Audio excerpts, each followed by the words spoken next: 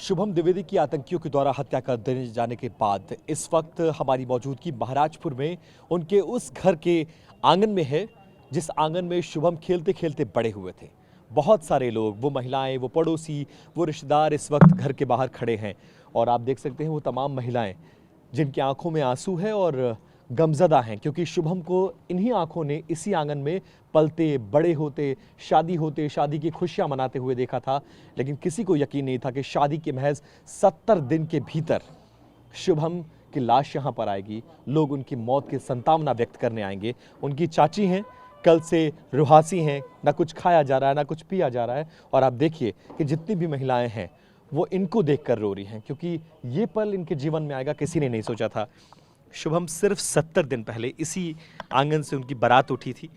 किसी को नहीं मालूम था कि कश्मीर जा रहे हैं तो अब शायद कभी वापस नहीं आएंगे। बहुत दुख की घड़ी है। पूरा देश आप और आपके परिवार के साथ खड़ा है। कैसे याद करती हैं आप शुभम को? क्या बोलकर गए थे आखिरी बार? क्या बातचीत हुई थी? कैसा व्यक्तित्व था? कैसे थे वो? वीडियो कॉलिंग पे भी बात हुई थी जब वो श्रीनगर में थे जी। हमको भी जाना था, हमारा पैर फ्रैक्चर हो गया था तो प्लास्टर कटा था, तो बोले चाची आप नहीं आए हो तो बिल्कुल अच्छा नहीं लग रहा है, अगली बार आपके साथ भी प्रोग्राम बनाएंगे। ठीक बेटा।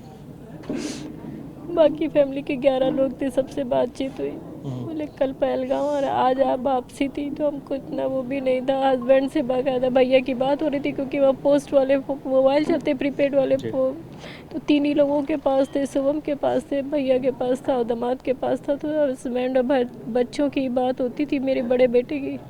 बाकी लोगों की बात नहीं हो पा रही थी। लेडीज ऐसी हालत में नहीं है कि हमारी कल से कोई बात नहीं हुई भैया उनसे। इसी आंगन में शुभम खेले, बड़े हुए, पैदा हुए। जी। शादी को लेकर बहुत ज़्यादा खुश थे। पहली बार पत्नी के साथ बाहर जा रहे थे। नहीं। जी भैया। कब पता चला आप लोगों को कि शुभम नहीं रहे? आतंकी हमला हुआ, गोली लगी। भैया किसी ने न्यूज़ वगैरह में देख के इनको फ़ोन किया, तो जब इन्होंने भैया को फ़ोन किया तो वो इतने बदमाश थे, वो कुछ बोल ही नहीं पा रहे थे। तो उन्होंने कहा कि ऊपर गोलीबारी हुई है, शुभम को गोली लगी है, और उसके बाद वो कुछ बोले ही नहीं। तो हम लोगों को लगा शायद घायलों की बोले, फिर उनका फ़ोन आया कि शायद घायलों की सूची में है, घायलों में है। तो हम लोगों को शाम तक यही उम्मीद रही कि शायद घायल होंगे, पर रात तक पता चल गया था कि बच्चा नहीं रहा हमारा। बहू से भी कोई बात नहीं हो पाई, क्योंकि कह रहे थे वो बेहोश हो गए हैं। भाभी भी बेहोश पड़ी हुई थी, बता रहे थे।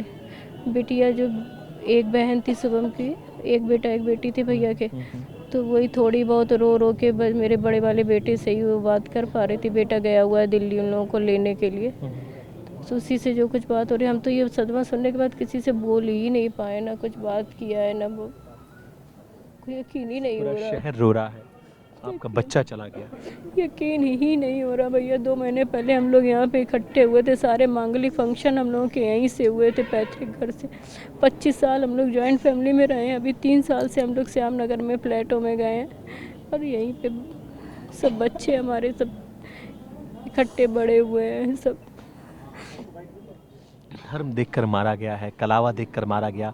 पूछा गया तुम हिंदू मुसलमान हो, कलमा पढ़ाया गया, नहीं पढ़ पाए तो फिर मार दिया गया।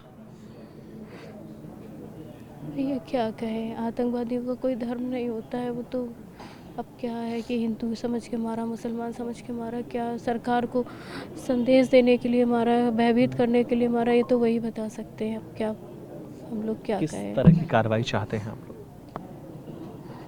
अब सरकार तो अपने स्तर से कार्रवाई वैसे करेगी। गोली मारी जाए, दौड़ा दौड़ा कर गोली मारी जाए, कम से कम दुनिया को ये पता चले कि भारत अपने नागरिकों पर हमला बर्दाश्त नहीं करता है। उनके नागरिकों को कोई एक गोली मारेगा तो हम 50 गोली मारेंगे। भैया अब ये सब तो हमारे कहने के उस पर नहीं है। हमारा तो बच्चा चला गया, चाहे वो 50 मारे चाहे 100 मारे, हमारा तो घर उजड़ गया ना। हमारा तो बच्चा वापस नहीं आ सकता है। इकलौते बेटे थे शुभम, जी। बुढ़ापे का सहारा थे माँ बाप के। भाई तो हम भी यही सोच के परेशान हैं कि कैसे उनको फेस करेंगे भैया भाभी को। हम लोग क्या कैसी स्थिति में होंगे, ये सोच सोच के हम लोगों को।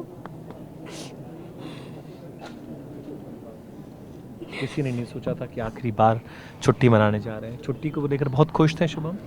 हाँ अभी उससे 2 बार पहले वो हनीमून पे गए थे और ये फैमिली टूर था। सारे परिवार के आए, जैसे बिटिया के ससुराल वाले थे, भैया भाभी और शुभम थे, अशन्या थी और अशन्या के मैके वाले थे, सारे सब लोग थे, 11 लोग थे।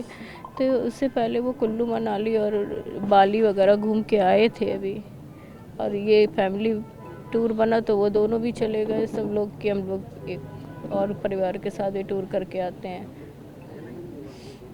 हमसे भी बहुत कहा, हमने कहा बेटा हम पहाड़ी इलाके पे कैसे चल पाएंगे, हमारा फ्रैक्चर अभी प्लास्टर कटा है,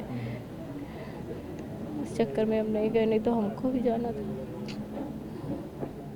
सब लोग इसी आंगन में बैठ के इंतज़ार कर रहे हैं अब उनकी लाश के आने का, जहाँ से वो बारात लेकर गए थे। 70 दिन भी शादी नहीं चल पाई। बहुत अफसोस हो रहा है, बहुत कष्ट हो रहा है। भैया कुछ बता रहे, लग रहा है सदमा जैसा हम लोगों को सबको लग गया है कि बिल्कुल हमारे घर की पहली डेस्टिनेशन वेडिंग थी और ओरछा से हुई थी शादी, और यहाँ से बाकी कार्यक्रम हुए थे। हम लोग इतने 3 दिन के लिए हम लोग सब पूरा जी, ये हमारे सब उनकी ताई चाची हैं सब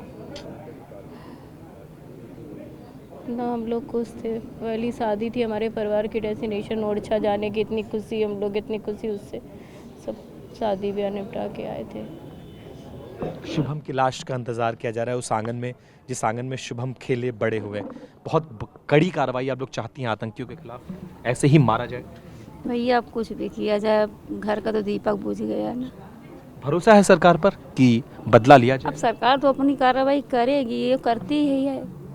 सरकार थोड़ी चाहती है कि हमारे देश का कोई व्यक्ति मारा जाए, पर अगर थोड़ी सुरक्षा वहाँ होती तो शायद बेटा बच जाता। बस बात का अफसोस है। हिंदू देखकर मारा गया, कलावा देखकर मारा गया, कलमा पढ़ाकर मारा गया। जी, बच्चे को हमारे कलमा पढ़ा नहीं पढ़ाया तो मार दिया गोली। तो आप देख सकते हैं कि दुख, संवेदना बहुत ज़्यादा है। ये उस घर की महिलाएं हैं जिस घर के आंगन में शुभम खेले बड़े हुए, और अब देखिए बहुत ज़्यादा संवेदना व्यक्त कर रहे हैं, और फिलहाल दुख की घड़ी में पूरा देश इस परिवार के साथ खड़ा है। कैमरा पर्सन सुभाष के साथ विपिन चौबे, TV9 भारतवर्ष, कानपुर।